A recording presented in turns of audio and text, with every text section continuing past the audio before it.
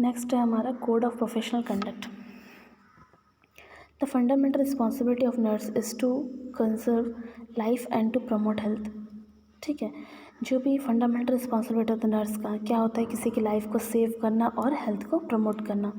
Every nurse is a teacher of health. जो क्या होता है, हर नर्स क्या होती है, हेल्थ की टीचर होती है। मतलब एक नर्स से ज़्यादा हेल्थ के बारे में कोई किसी को नहीं समझा सकता, नहीं बता सकता। A nurse must be adequate prepared to practice nursing and be willing to continue to learn new idea by reading and attending meeting। ठीक है, क्या है, जो एक नर्स को, कोई भी नर्स अगर कोई प्रैक्टिस कर रही है तो उसके लिए क्या होना चाहिए, उसे पहले से प्रिपेयर होना चाहिए, उस प्रैक्टिस के बारे में उनको नॉलेज होना चाहिए। ठीक, और जो नर्स है उन्हें खुद में रिस्पॉन्सिबिलिटी होना चाहिए कि वो कैसे अपना नए आइडिया को, मतलब एक क्रिएटिविटी आइडिया को वो इंक्रीज़ कर सके, बना सके। ठीक है, नए नए उनके जो टेक्नोलॉजी, नए नए ट्रेंड आ रहे हैं, चेंजेस आ रहे हैं, नए नए बुक्स पढ़ने चाहिए उन्हें। कुछ हेल्थ रिलेटेड कॉन्फ्रेंस होता है, मीटिंग होता है, नए नए डिसीज़ से रिलेटेड, हेल्थ से रिलेटेड, उन सारे मीटिंग्स को उन्हें अटेंड करना चाहिए ताकि वो अपने नॉलेज को अपडेट कर सके, अपना नॉलेज को इंक्रीज़ कर सके। The nurse must learn to respect authority. ठीक है, जो नर्स है उनका जो, उन्हें क्या आना चाहिए, सीखना चाहिए कि कैसे अपनी अथॉरिटी की रिस्पेक्ट हमें करनी चाहिए। The nurse must carry out the doctor's order accurately and sustain confidence in the doctor and all members of the health team।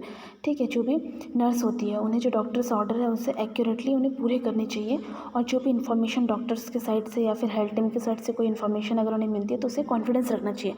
सिर्फ नर्स को ही नहीं, जितने भी हेल्थ टीम है, सारे हेल्थ टीम से डॉक्टर्स है, हेल्थ टीम के अंदर जो जो इंक्लूड है, उन सबको अपना इन्फॉर्मेशन, जो भी इन्फॉर्मेशन हेल्थ से रिलेटेड है, उनके सेक्टर से, उनके हेल्थ सिस्टम से रिलेटेड है, उन इन्फॉर्मेशन को उन्हें कॉन्फिडेंस रखनी चाहिए। The nurse should hold confidence all information given to her or him. Same है, जो भी इन्फॉर्मेशन आता है उसे कॉन्फिडेंशियल रखना चाहिए।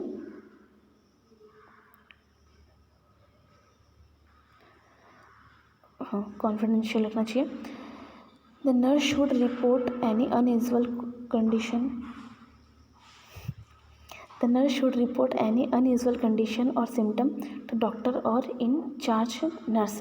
ठीक है, अगर नर्स को अपने वार्ड में या फिर अपने हेल्थ सेक्टर पे या फिर अपने हेल्थ सिस्टम में कोई भी कंडीशन ऐसा दिखता है जो अनयूजुअल है, मतलब इससे पहले ये प्रॉब्लम हमने कभी देखी है, या फिर कुछ अलग सा सिम्टम किसी डिजीज़ में, या आप कुछ ट्रीटमेंट प्रोवाइड करो उसमें कुछ सिम्टम आपको दिख रहा है कुछ अलग सा पेशेंट्स में, तो आपको डॉक्टर को या फिर जो वहाँ के हेल्थ इंचार्ज होते हैं, नर्स इंचार्ज होते हैं, उन्हें हमें इन्फॉर्म करना चाहिए।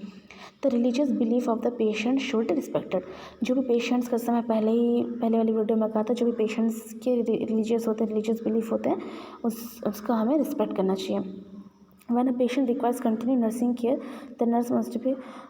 अगर कोई पेशेंट्स का आप ट्रीटमेंट कर रहे हो और अगर पेशेंट को कंटिन्यू नर्सिंग केयर, मतलब कि वो पेशेंट चाहता है कि जब तक, मतलब कुछ देर तक आप उनके साथ रहो। जैसे कभी कभी होता है, आप ड्रिप लगाते हैं तो कभी कभी क्या होता है, ड्रिप चढ़ते तभी पेशेंट्स को थोड़ा सा डर सा रहता है। ठीक है, वो थोड़ा डरते रहते हैं, या फिर कुछ हम कुछ टेस्ट कर रहे हैं या फिर कोई भी प्रोसीजर कर रहे हैं, कुछ मेडिकल प्रोसीजर है या फिर नर्सिंग प्रोसीजर है, तो कभी कभी पेशेंट्स को क्या होता है, डर लगने लगता है।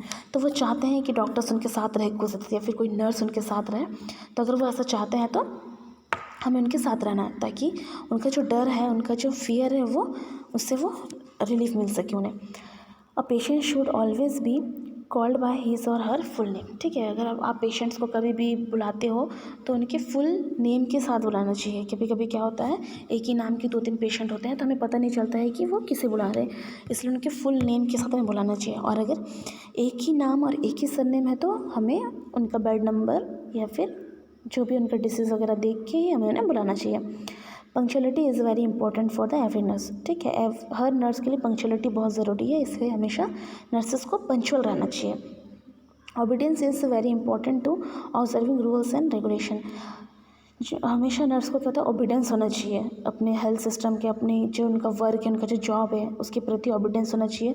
रूल्स और जो भी सेक्टर में आप काम कर, सिस्टम में आप काम कर रहे हैं, उस सिस्टम के रूल्स और रेगुलेशन के प्रति भी आपको ओबीडियंस होना चाहिए।